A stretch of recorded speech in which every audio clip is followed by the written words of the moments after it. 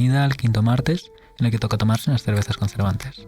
En el capítulo anterior, querido oyente, estuvimos dialogando con Adrián sobre la representación y el estigma social que rodeó la figura de los moriscos y de los gitanos, tanto en su producción literaria como en el pensamiento del Siglo de Oro.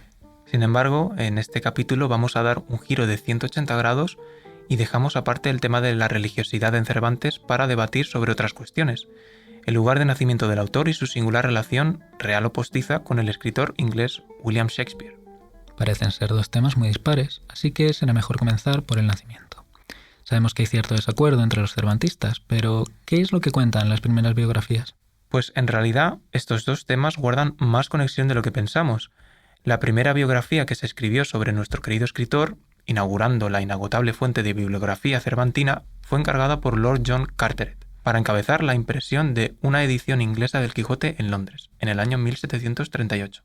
A través de una correspondencia epistolar, el barón le pidió la labor de componer una biografía del autor a Gregorio Mayans y Siscar, humanista, gran latinista y bibliotecario real.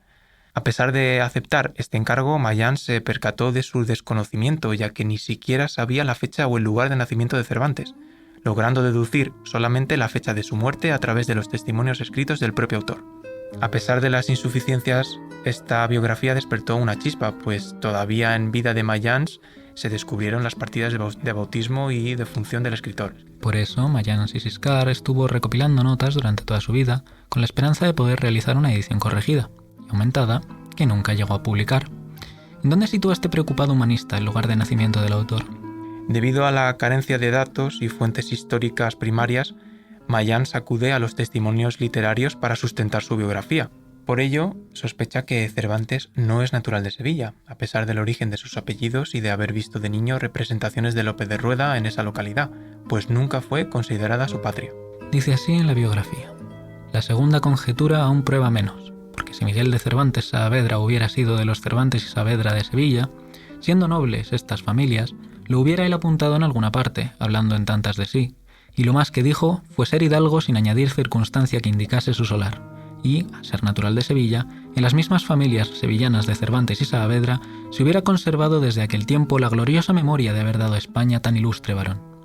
Prueba que hubiera legado don Nicolás Antonio, siendo de esta opinión y natural de Sevilla. En Lucena dicen que hay tradición de haber nacido allí. Cuando se pruebe la tradición o se exhiba la fe de su bautismo, deberemos creerlo. Es más, Mayans añade que la patria de Cervantes es la villa de Madrid debido a los versos con los que se despide en Viaje del Parnaso, escrita en 1614. Adiós, dije a la humilde choza mía. Adiós, Madrid, adiós tu prado y fuentes, que manan néctar, llueven ambrosía. Adiós, conversaciones suficientes a entretener un pecho cuidadoso y a 2000 desvalidos pretendientes. Adiós, sitio agradable y mentiroso, do fueron dos gigantes abrasados con el rayo de Júpiter fogoso. Adiós, teatros públicos honrados por la ignorancia que ensalzada veo en 100.000 disparates recitados. Adiós de San Felipe el gran paseo, donde si baja o sube el turco galgo, como en Gaceta de Venecia leo.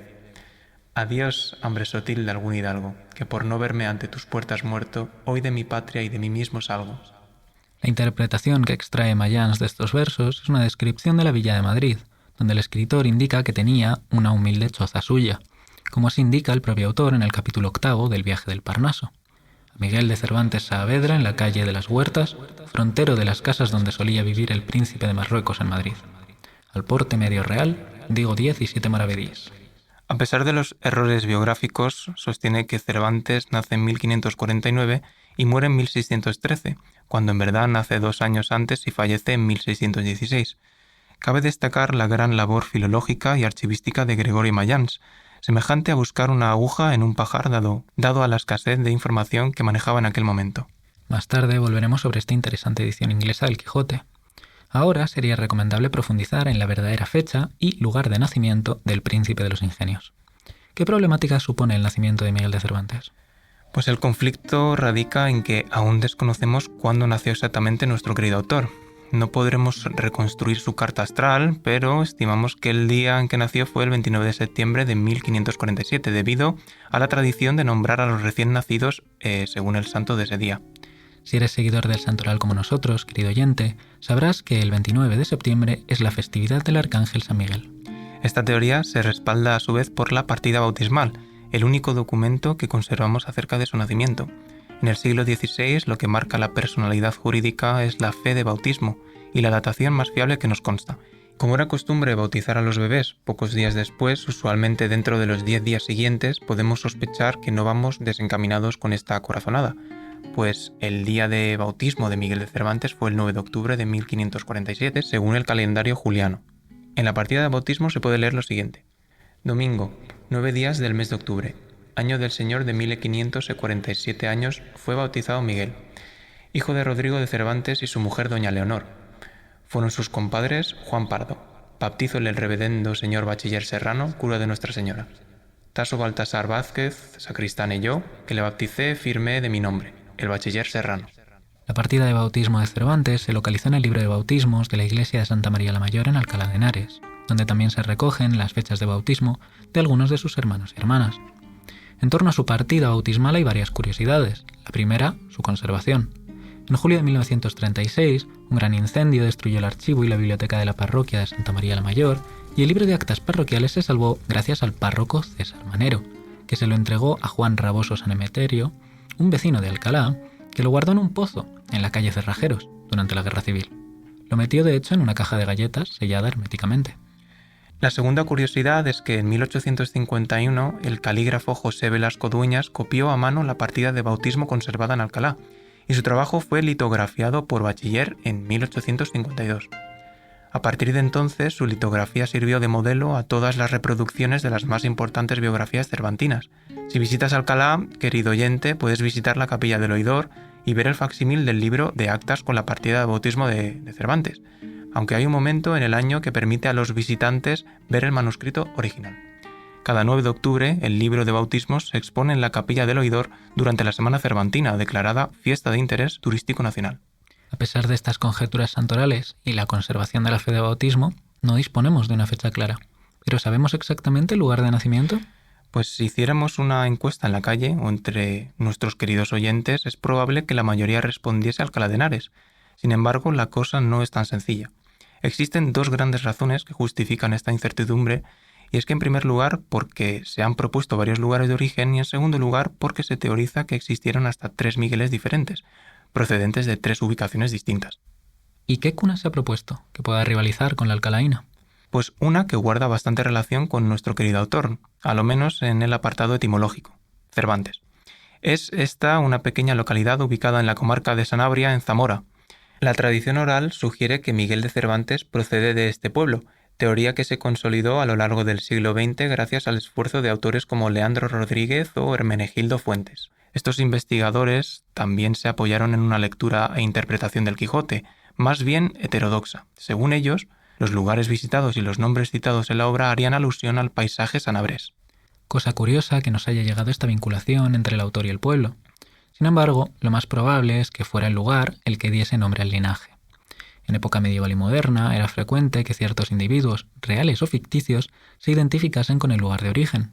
Fray Luis de Granada, que allí fue donde nació, tenía como nombre de pila Luis de Sarria, de ahí que se le vincule con el pueblo de Sarria, en Lugo. Otro fraile, Pedro de Villacreces, podría proceder del pueblo, hoy despoblado, de Villacreces, en Valladolid. Este tipo de ejemplos son abundantes, y es probable que nuestro amantísimo oyente tenga entre sus apellidos uno similar. La teoría del origen sanabrés no se ha desmentido aún, por lo que no podemos desmentirla. No obstante, trata de un mismo Miguel de Cervantes, lo cual facilita la discusión académica. Antes has mencionado una segunda razón que complica aún más esta cuestión. 3 Migueles, procedentes de 3 ubicaciones distintas. ¿Qué nos puedes decir al respecto? Pues al respecto te puedo decir que la primera localidad que quiero mencionar es Alcázar de San Juan, en Ciudad Real. Allí, en la preciosa iglesia de Santa María la Mayor, se encontró muy bien conservada una partida bautismal de un tal Miguel de Cervantes. En el libro de bautismos de esa parroquia aparece un tal Miguel bautizado el 9 de noviembre de 1558. Hijo de Blas de Cervantes Saavedra y Catalina López. Para los locales, este documento es imprescindible para reclamar que Cervantes fue alcazareño. Es cierto que pueden respaldarlo con el prólogo de las novelas ejemplares, publicada en 1613, donde Cervantes dice: «Mi edad no está ya para burlarse con la otra vida, que al 55 de los años gano por 9 más y por la mano». Sin embargo, esta tesis chocaría con los registros militares de la época. Ese es el gran escollo historiográfico. Si aceptamos la fecha de 1558, Miguel de Cervantes habría combatido en la batalla de Lepanto en 1571, con apenas 13 años. En el reglamento de los tercios de la Armada de la Liga Santa, bajo el mando de don Juan de Austria, se exigía una edad mínima de 16 años para el alistamiento. Es improbable que un niño de 13 años desempeñara el papel que las crónicas de guerra le atribuyen. Entonces, ¿quién es este Miguel de Cervantes alcazareño? Pues quienes defienden esta teoría sostienen que Blas de Cervantes era hermano de Rodrigo de Cervantes, el padre de nuestro querido autor.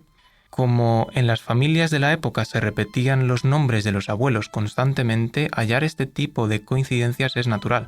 Resulta interesante que en el Quijote aparezcan personajes cuyos nombres coincidan con el de personas reales registradas en el archivo parroquial de Alcázar de San Juan, como es el caso del Vizcaíno y Juan del Pozo. Qué coincidencia, ¿no? ¿Cómo sabría el Cervantes alcalaíno sobre la existencia de gente de allí? Alcázar de San Juan ganará protagonismo en un futuro capítulo sobre las rutas, reales o ficticias, por las que pasaron Cervantes, Quijote o Sancho. Por ahora nos quedamos con esa tercera localidad que has mencionado, ni Alcázar ni Alcalá. La otra ubicación es Córdoba. El investigador José de Contreras y Saro rescató en 2016 un documento que se consideraba desaparecido y que le ha servido para plantear esta teoría que os presentamos.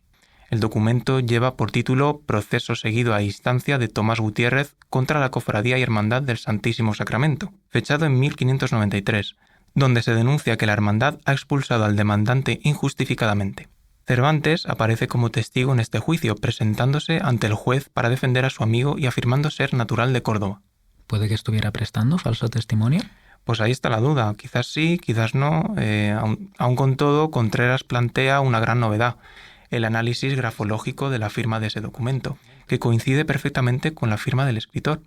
Su gran tesis sostiene que la historia oficial ha fusionado a dos hombres en uno solo, que hubo dos Miguel de Cervantes en la batalla de Lepanto con hojas de servicio distintas y tiempos de cautiverio en Argel diferentes. Uno sería alcalaíno y el otro cordobés, que según él sería el verdadero autor del Quijote. Asumiendo que fueran dos personas diferentes, ¿qué motivo tendría nuestro Cervantes para decir que era natural de Córdoba? Podría ser una cuestión de prestigio familiar. Su abuelo, el licenciado Juan de Cervantes, era un abogado muy influyente en Córdoba. Decir que era cordobés le daba un estatus que el hijo de un cirujano errante y endeudado de Alcalá no tenía. Aún así, el consenso sigue siendo Alcalá. ¿Por qué es esta teoría la más aceptada?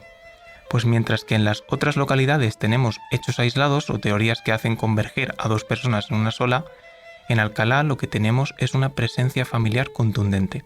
En los registros municipales se halla presente toda la prole de Rodrigo de Cervantes y Leonor de Cortinas. Andrés, Andrea, Luisa, Rodrigo, Madalena. No es un nombre aislado en un legajo suelto, sino una biografía familiar completa y atestiguada. También nos consta que nació en una casa que hoy se hallaría en la calle Mayor, en pleno casco antiguo.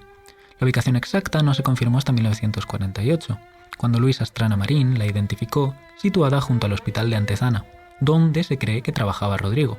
De hecho, el Museo Casa Natal de Cervantes, que podemos visitar hoy, es una reconstrucción. El ayuntamiento compró el terreno en los años 50 y recreó el edificio de la manera más fidedigna posible. No podemos pasar por alto tampoco la famosa partida bautismal, con fecha del 9 de octubre de 1547. Este documento vendría a confirmar que el suceso tuvo lugar en la capilla del Oidor. Parece ser que todo apunta al nacimiento en Alcalá. Con esto damos por cerrada la cuestión. Tras una breve pausa, nos adentraremos en la caótica relación que existe entre el príncipe de los ingenios y el bardo de Avon, William Shakespeare.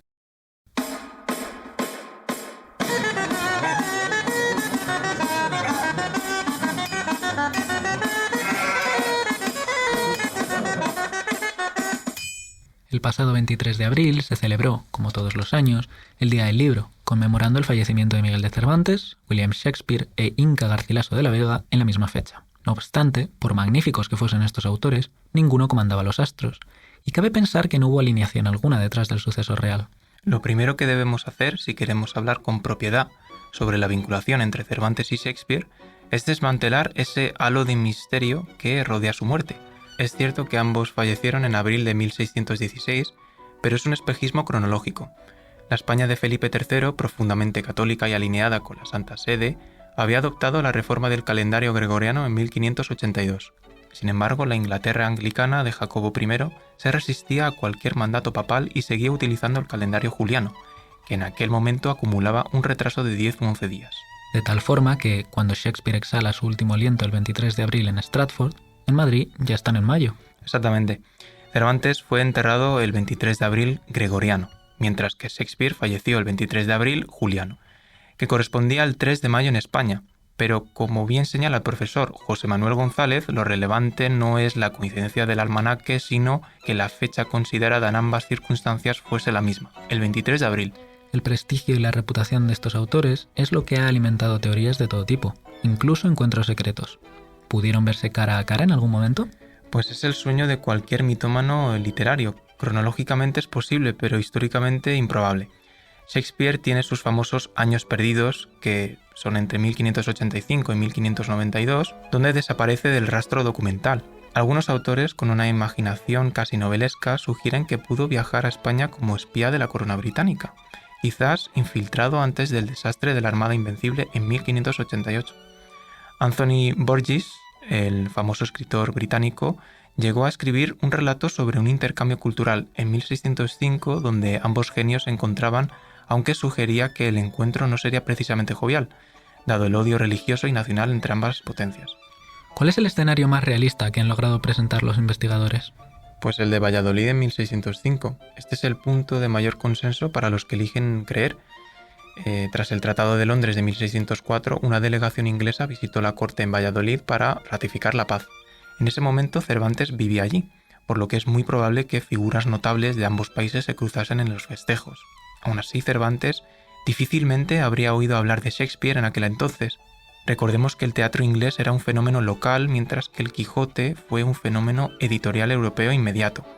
Fue Shakespeare quien, gracias a la traducción de 1612, a cargo de un espía bilingüe llamado Thomas Shelton, conoció y devoró la obra de Cervantes. Es aquí donde aparece la famosa colaboración, Cardenio. Así es. Shakespeare y su colaborador John Fletcher, quien por cierto era un especialista en adaptar novelas españolas, escribieron The History of Cardenio. Cardenio es ese personaje que Don Quijote encuentra en Sierra Morena en la primera parte de la obra. Se trata de un joven cordobés conocido como el Loco de Sierra Morena, porque vaga por los bosques lamentándose por un amor fallido con Luscinda, una joven labradora que se ha visto obligada a casarse con Don Fernando, a pesar de amar a Cardenio. Es fascinante que Shakespeare eligiera precisamente a Cardenio porque es el personaje que mejor condensa los temas de la novela, la locura compartida, la traición y la identidad. Lamentablemente, el manuscrito original ardió en el año 1613. Pero nos queda un eco de esa obra, ¿no? Double Falsehood. Sí, la versión de Louis Theobald de 1727. Theobald, un editor de Shakespeare pero un dramaturgo mediocre, afirmó haber trabajado sobre 3 manuscritos originales de Shakespeare y Fletcher. Aunque la crítica moderna ve el estilo de Shakespeare en ella, hay una diferencia ética fundamental. En Double Falsehood, el personaje de Enríquez, que sería Don Fernando en la obra cervantina, actúa con una brutalidad sexual que Shakespeare solía evitar. Este tendía a dar a sus mujeres una fuerza moral y una dignidad que la versión de Theobald parece haber diluido bajo el gusto del siglo XVIII. Existen diferencias claras entre ambos autores a nivel estilístico, temático, en cuanto a producción literaria o recepción y difusión. ¿Pero qué cosas comunes había? Existe un paralelismo curioso en cómo la sociedad de la época dudó de sus capacidades. Shakespeare, un provinciano sin educación universitaria, fue tildado de cuervo advenedizo. Se llegó a decir que era imposible que supiera tanto de aristocracia, proponiendo como autoría alternativa hasta 80 candidatos distintos, Francis Bacon entre ellos. En el caso de Cervantes, el misterio no es quién escribió su obra, sino quién intentó robársela: Alonso Fernández de Avellaneda. Siguiendo la postura de quienes defienden la autoría de Francis Bacon, como Delia Bacon, recordemos el célebre ensayo satírico de Mark Twain, ¿Is Shakespeare Dead? En este ensayo, Mark Twain subraya la falta de documentación, el fanatismo y la grandilocuencia en torno a la figura de Shakespeare, y como todo ello ha provocado un desdibujamiento del personaje histórico.